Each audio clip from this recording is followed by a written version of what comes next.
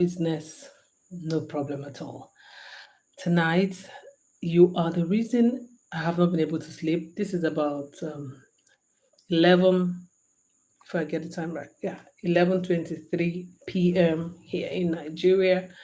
If you're watching me, say hi in the comment section and let me know where you're watching from and what made you decide to join this live stream, because we're talking real business and it's night over here, probably night where you are as well. So where are you not sleeping? Really, really, I want to say thank you for joining. There are ways that you can start a business without all of that whole capital. Here in Nigeria, it's very typical to find people saying, I haven't started a big business because nobody want to help me. And what they mean is that nobody wants to give them money. Nobody wants to give them an initial capital and all of that. And so I thought, okay, we can talk about this because I have such a huge experience with starting business with zero, like zero, no shame. Why? I started business without any money, and I know lots of other organizations who started based off on their passion, based off on some of the principles that I'm willing to discuss tonight because I think it will help you. Right. Okay, so my name is Chisom. If today is your first time seeing my face, welcome. So this is me this is me, natural myself. Okay, because of course it's night. Okay, now I'm going to show you practical steps that you can take to start off that business you've been thinking about starting for years and months, and you keep putting it off because think I mean, it makes sense to say you don't have money, right? But I will teach you how to start this business from scratch without depending on anybody, without, in that sense, putting it off further. Okay, I'm going to give you a lot of ideas. I'm going to tell you my personal stories while we go ahead. That's because I want this video to solve two things: to remove the confusion about starting business and why you need money. It will also help you understand a bit of where in business you really need money, because sometimes we mix them up. Yeah, and again, it will empower you to go back to your notes and kind of take notes about how to really start.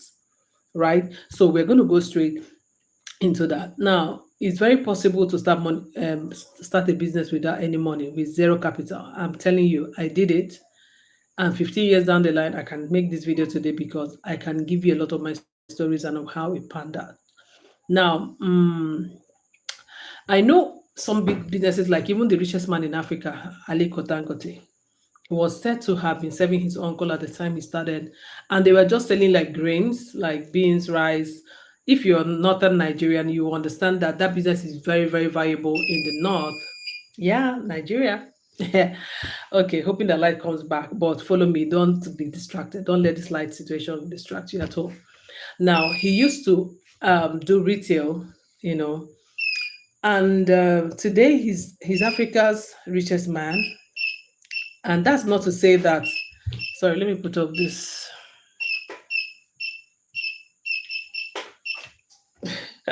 I need to put up the stabilizer because of the noise. Now, today, he's Africa's richest man, and he has a lot of investments in oil and gas, in building materials, in beverages, in salt and sugar, and all of that, petroleum, power, real estate, name it. From just starting by leveraging on somebody else's skill, right? Maybe I should remove my glasses. Now, it is very typical to also hear people say things like money is the foundation of business. No doubt, but can you start that business without money? Yes, you really can. And that takes me to the first thing I want to say. When you intend to start a business, what I did was I looked at something I can do. So start with something you know how to do. Let me explain. Back in 2007, I had left my home state and traveled to a faraway state here in my country. I'm talking about moving from Aba to Abuja. I was 27 at the time, and all I had were my guts. I was to attend the wedding of my friend, and then afterwards I decided I was not going to go home. I was going to find myself. I want to find my footing. I want to be able to get a career that I wanted. I didn't set out to do business at all. Trust me. I wanted to get a job in the media. That was my quest.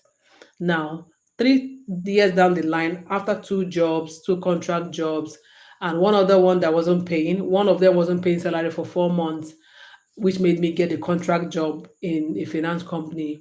The other one, for 13 months, I just barely endured it because the work conditions were okay, but some of the personal relationships there weren't in line with my values. And I thought I will leave this. All of these times, I didn't have my own house. I was squatting, living with different people, different families, and different individuals at the time. People who I met as strangers turned friends because I was resolute that I was not going to go back to my home country. Right? Thank you for joining the live stream. I can see you, Brett and Miguel. I see you. Now, I'm telling my personal story, right? Now, fast track to 3 years later, like I said, I had left both of those jobs and I was asking myself, now, people who are paying salaries aren't quite forthcoming in that sense, right? And I was asking myself, what else can I do to help myself? Like, I really need to bring out myself from this being broke. And I knew I had a lot of knowledge, a lot of skills around certain areas. Okay. So that was why I got my first job in the first place in the media because I was very good with writing, with editing, all of that. So I thought, why not? It was also a media company, but they couldn't pay salaries for 4 months. And I began to rethink it. So what I did was to ask myself, what is it that I can do with which skill do I have? Now, back in the university, before the university, I've always been a voracious reader. I've always been somebody who had the skill of pointing out errors in written script or in spoken language. Spoken English now, because my country, English is our official language, and is our official language, and we grew up, you know, speaking English, going to school. Everything we do in our institutions and schools are in English language. And I said, okay, this thing I do about spotting errors in billboards, in books and stuff, there just has to be a way to monetize it, right? So that's why I said that the first thing you need to do is start with what you know. If you're good at writing, offer your writing as a freelancer. If you're good at editing, offer your service. I'm giving you examples from the thing that I know how to do. It could be anything, right? If you have experience in marketing, so why don't you consult for small companies or big companies that will want to hire you to help boost their marketing, right? Right. If you're somebody who is very persuasive, maybe I'm calling it marketing and it seems like a big job. If you're somebody that naturally knows how to recommend stuff to people and they will actually pay, you're good in persuasion, in persuading people, and marketing could be your forte. Yeah. So put out yourself out there and decide to offer consulting marketing services or marketing consulting services, right? Help other people look at organization and tell them what they can do better to get their sales in, right? Now, I want you to do something. If you gotten at this point, make a list of 5 things at least that you know how to do, so that I know that you're following. You can put them in the comment section and we can follow through as we go. I told you, okay, light is back. So write the 5 things in the comment section. Hi, girls, welcome. Write the 5 skills that you have that you know, things you know. It can be anything. You make people laugh. You know how to fix things. You know how to get people to work in a team without grudges. You know how to negotiate and get good deals. You know how to cook a particular meal very well or several meals very well, whatever it is. Don't overlook anyone. Just write 5 things you know how to do. Yeah. Now, when you're writing them, think about the problems that those skills you have can solve. Right. I'm sorry, my glasses are reflecting on the light. They have a light directly opposite me. Pardon me. So write what problems can those skills solve and who does those skills solve these problems for. You get what I mean? Write down the 5 skills, but thinking about them, write them in the sense of the solution that they can solve. For instance, when I started my editing company, I looked at it and said, authors will need somebody to help them without bias, read their work all through, and give them an honest opinion about where the errors are, help them correct it, point them out, so that they don't print a book that they will finally regret. I even had clients who came to me who had already published their books, printed them like 1,000 copies, and before they found out that they had grammatical errors in the work. So I was passionate about it. So I knew exactly the people I was serving.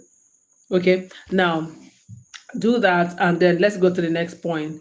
Now, another thing you can do to start your business right now, after you have decided on what skill you are offering, is to look at free tools that you can use.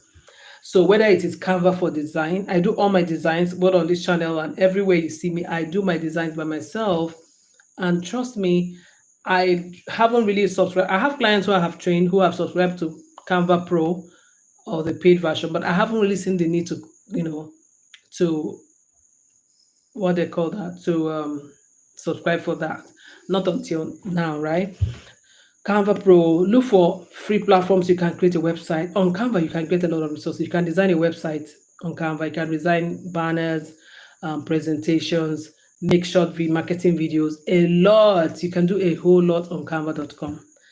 On the free version, you can do a whole lot. Look out for those kind of resources in every tool that you will need to set up something. Okay, look for free stuff, whether use Google Workplace, for instance, for your email. Set up your email to look professional if you don't have to pay, right? Keep what they call it now, keep your distance intact. Keep your addresses very corporate. Like for instance, say you offer cleaning services, right? And the number of your company is um, tidiness.com, for instance.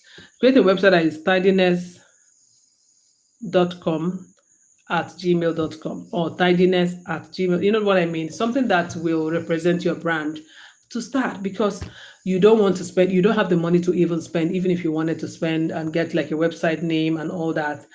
And of course, social media platforms are free. So choose a platform that you like to use to kickstart the business. Set up your profile. On Canva, you can create a logo. You can, write your business pitch, your business profile, your offering, and all of that. Sit down and create your profile online and set it up. You use these free resources and you see how far you can go. Even if you want, like I've told you, you can create a web. Any of those platforms, please use them. Number three thing I need you to do is to don't wait for people to pay you, or don't wait to, especially if your service is service based, right? Offer your services first. By that I mean the quickest way for you to generate income is offering the service that is a skill that you can offer, right? In that sense, you don't need to have the goods. You don't need, for instance, if you're running a cleaning agency, you don't need to buy the cleaning equipment even if you can afford it. Or you can use the one from your home for a start. If they are clean and decent enough, you can only pitch and keep marketing your cleaning agency, get your friends and people who want to join you, and then keep marketing with convincing people to get you on board. Show yourself, market cleaning normally, put it up on your page to convince people that you can do this, because you have to have the skill, remember. Let people now pay you or make a deposit to hire you before you can now go to do the job. So with the deposit, you can buy detergents, things that you need to work. You can also decide how you want to, pay your teammates. You get what I mean? Start the service first. Don't wait and say, oh, okay, I need to do this, I need to do that, I need to get that. I need to get the equipment first. I need to buy mop. I need to buy a bucket. I need to buy this before I start. No. Set up a name. Go to Canva. Do these things I told you. Start marketing yourself. You're going to get people hiring you, especially if you have used social media the way I said. And when they pay you upfront, make sure that you get an upfront pay that they can pay up later. They use the money to go ahead to do the business. You get what I mean? It is something that worked for me. That was how I started editing. That was how I did all the business I have ever started. Right? So start the business upfront. Different thing. If you're somebody who likes or who knows a lot about a particular subject, you can decide to offer a tutoring service. Yeah, until they pay you, then they engage you for that month or for the week or however. So make sure that you can handle any of these things.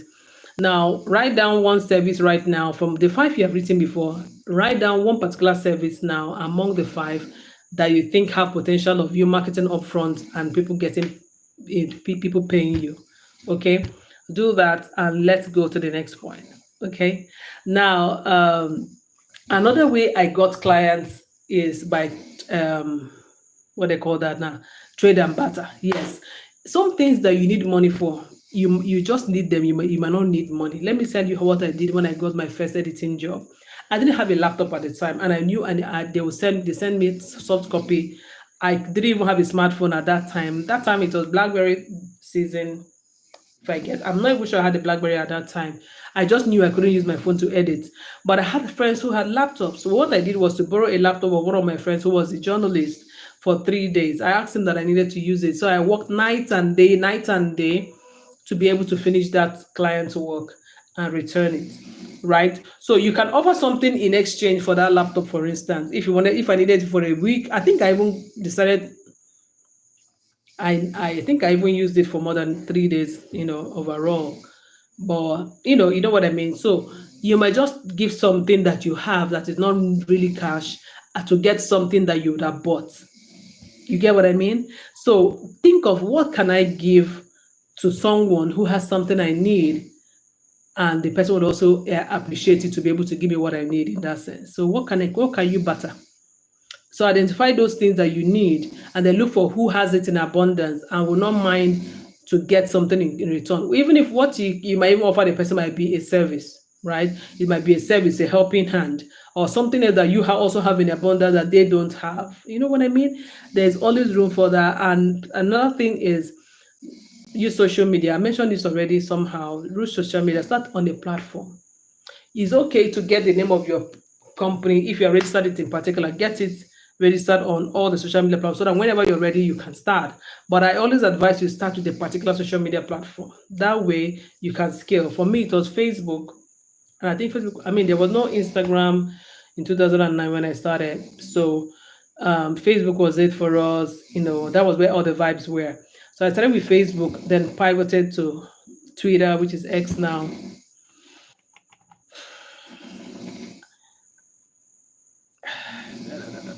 I'll be right back.